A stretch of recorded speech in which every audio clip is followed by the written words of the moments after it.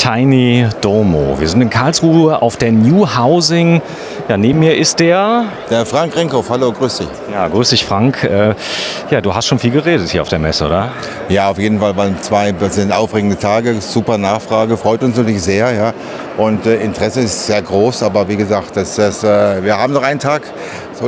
Wir haben noch einen Tag und wir werden mal schauen, was hier noch abgeht, ja. Okay. So, ihr fertigt Tiny Häuser, oder habe ich das richtig verstanden? Ja, wir fertigen Tiny Häuser und unser USP ist eigentlich jetzt mal sehr energieeffiziente Häuser zu bauen, aber auf der Basis von mobilen Häusern. Das heißt ganz einfach mal, dass alle unsere Häuser sind straßenzulassungsmäßig, also quasi nutzbar mit einer maximalen, sage ich mal, Last von unter 3,5 Tonnen. Dementsprechend auch einer maximalen Höhe von 4 Metern, somit für den Straßenverkehr komplett tauglich. Ja.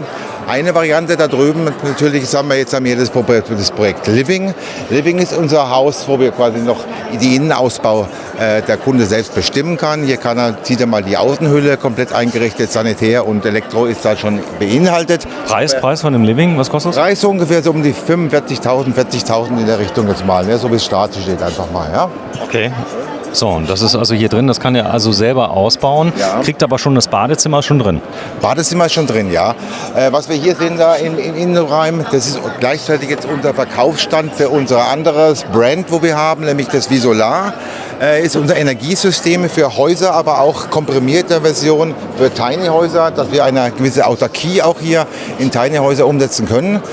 Das ist halt unsere Mutterfirma, die Visolar, die für normalen Privathaushalte Wärmepumpen in Kombination mit PV und PVT-Modulen da an Energieeffizienzsystemen kreiert. Und das ganze System haben wir adaptiert auch für die Tiny Häuser, um hier auch eine Autarkie-Möglichkeit für den Tiny House-Enthusiasten umzusetzen, um hier auch endlich mal energieeffizient und energetisch klarzukommen, letztendlich mal. Ne? Sehr schön. Komm, wir gehen mal rein, gucken uns das Ganze an. Das Haus hat immer eine Seite, die ist ein bisschen höher wie die andere, oder? Das ist wahlweise letztendlich mal. Je nachdem, ob wir jetzt eine Loft oder 2 Loft haben wollen. Ja? Okay. So, hier sieht man es also ganz schön. Der Andrang ist natürlich groß. Die Leute stürmen dann jeweils die Ausstellung. Kommt das hier jetzt schon mit den Möbeln? Oder? Das ist so, wie es komplett steht. Ist hier im Prinzip mit 65.000, 68.000 Euro fix und fertig, mit allem drum und dran. Ja? Das heißt, die Möbel, das Bett, alles ist dabei? Alles ist dabei, ja. Auch die Elektrogeräte in dem Fall, wenn man mal anschaut, die Elektrogeräte sind dual betreibbar, das heißt mit Gas und mit Strom. Auch hier beispielsweise auch der Kühlschrank, das Gefriertruhe von beiden Seiten hier auch zu öffnen, die ganze Geschichte. Das ist jetzt wahrscheinlich die Kompressorvariante hier von dem. Das ist die Kompressorvariante im Prinzip, aber es geht mit Strom und mit Gas letztendlich mal die Betriebe. Ja. Auch hier die Geschichte, alles weiter, das Strom- und Erdgasbetrieben die Geschichte. Dann kann man noch Integration auf Wunsch, wenn der Kunde möchte, dementsprechend auch noch eine kleine Waschmaschine hier integrieren. Das sind alles Optionen, die der Kunde dann letztendlich mal auch dann, Ist das GEG denn durchsetzbar? Also 55 bei fahrbaren Tiny-Häusern, weil die werden ja dann doch relativ klein im Innenraum, wenn die Wanddicke steigt, oder? Ja gut, wir haben hier eine spezielle Dämmsituation. Das heißt, wir haben hier eine 12 cm Dämmung. Das heißt, sind spezielle Platten, die basieren auf Kügelchen, die extrem, sage ich mal, isolationsstark sind. Das Ganze, sage ich mal, auch dann mit einer sehr homogenen Wolldämmung innen drin noch versehen ist, dass wir hier auch da Energieeffizienz da wenn es um Bebauungsplan geht, da von der Effizienz her mithalten können auf jeden Fall und genehmigungsfähig sind. Ja. Bad natürlich ist also unsere Highlights, weil das wirklich sehr, sehr sagen wir mal, von der Ausstattung her auch ein bisschen gehoben ist. Wir haben hier übrigens auch die Möglichkeit, der komplette Boden ist infrarot geheizt, auch hier in dem Bereich. Eine Fußbodenerwärmung. Ja, genau, ja klar. Auch der Spiegel hat Infrarot, also Wärmung, also keine, die ich jetzt spürbar ist, die Wärme, sondern die direkt reflektiert auf den Körper und somit als Wärme zu spüren ist, wenn ich es einschalte. Auch hier Features, wir hatten hier schon Leute mit 2,10 Meter, überhaupt kein Problem. Also eine große Stehhöhe für lange Leute. Ich bin 1,81, überhaupt kein Thema. Stauraum natürlich hier auch interessant. Jede kleine Nische ist genutzt. Also das sind schon kleine Details, die schon ein bisschen... Eine Schiebetür, zeig mal bitte. Ja, die läuft gut, die Tür? Nee, die Schiebetür. Die Schiebetür, gut. Vielleicht hier nochmal auch bitte, das Design hier von den Toiletten ist besonders jetzt mal... auch Kamark habe ich schon gesehen. Genau, ja, auch hier, das könnte man sich auch normalerweise auch bei den normal zu Hause wünschen, weil Trockenbauständerwände gibt es ja überall. Dann wäre das Putzen am Wochenende, dass man alles wegräumen musste, wäre erledigt, weil nämlich hier Toilettenbürste alles schon verbaut ist und gleichzeitig weggeräumt ist. Natürlich ein In der richtig Wand. feine Features. Ne?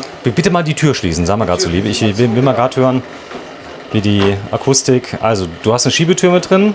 Vielen Dank. Ja. Und das ist so der Raum, wenn du hier drin stehst.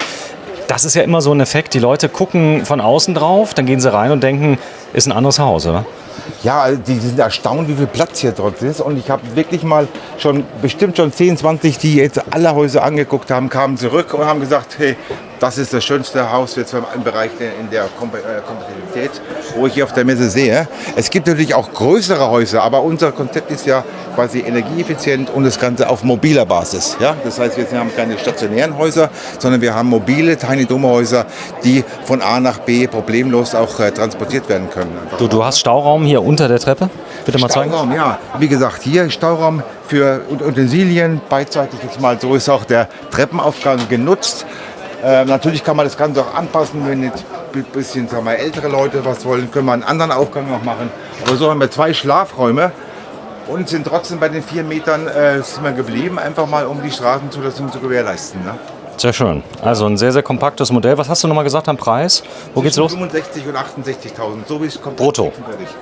Brutto. Und das steht denn hier in Deutschland dann Das später? steht in Deutschland jetzt mal, ja. Also aktuell haben wir noch einen Messerabatt von 15%, was natürlich auch schon eine andere jetzt gezogen hat, diese Option. Ist natürlich auch ein Vorteil, aber wie gesagt, hier ist komplett mit einem ganzen Heizsystem ausgestattet. Also das digitale Inverter ist mit drin, das heißt, der geht nicht jedes Mal an und aus, sondern er wird einfach langsamer, ist viel leiser. Was meint jetzt? Die Klimaanlage. Ja, das ist auch modellierend Regeln zum Teil. Die geht natürlich an. Wir haben das momentan ausgemacht natürlich mal, weil das keinen Sinn macht, wenn die Tür dauernd offen ist. Klar, so, da ist sie mit drin. Also all das, was ich hier sehe, ihr fertigt in Deutschland oder wo Wir baut ihr? fertigen in Deutschland, an der Grenze zu Polen, aber in Deutschland letztendlich mal, in der Nähe von Guben ist das Ganze, ja. Im Osten. Im Osten von Deutschland, genau. Okay, cool. Da sind wir drin. Und last but not least, da habe ich ein eigenes Video schon gemacht. Habt ihr natürlich ein Highlight gemacht. Ihr habt ein Tiny House mit Sauna und mit Whirlpool gemacht. Ja, klar. War einfach eine spontane Idee auf Wunsch, auf eines Kundenwunsches.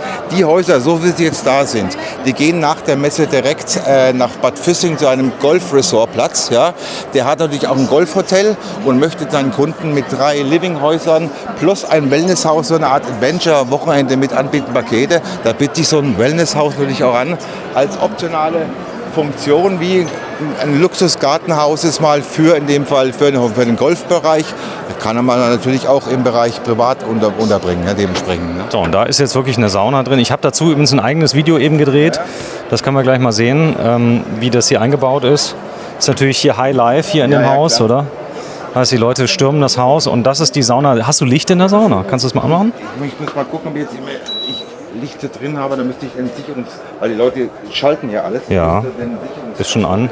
Ja, ansonsten, ich habe ein Licht drauf, warte mal. Wenn du mir kurz mal die Sauna öffnest, dann zeige ich es mal. Also hier ist eine Sauna für eine Person, würde ich jetzt mal sagen. Ja, maximal 2 letztendlich mal. Ja, ich denke mal, zu zweit ist schon dementsprechend im Liegen ist zum Beispiel, kann man noch ein Brett unten eine 3 machen, aber eine Person auf jeden Fall, wellnessmäßig. Man kann ja abwechseln, einer geht in den Jacuzzi, einer geht Sauna oder die zweite Person ruht oben eben. Das ist jetzt kein Gag, das Jacuzzi bleibt hier drin. Das gehört dazu, ja klar. Das ist wirklich ein Wellnessbereich, wo ich zum Beispiel, ich nenne es immer so schön spaßhalber, im Business Working, dann hier Relaxing im Wellness und dann Living im Wohnen.